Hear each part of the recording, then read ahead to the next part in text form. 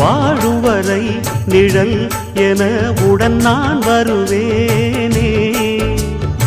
ஏழ் பிறப்பும் உயிர் துணை உனை நான் பிரியேனே.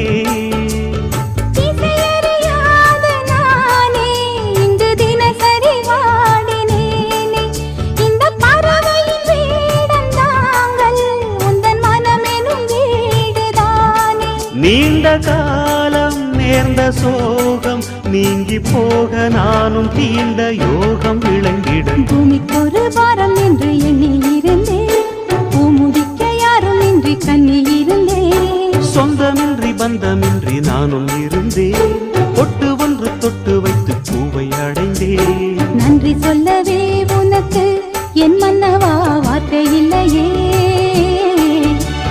தெய்வம் என்பதே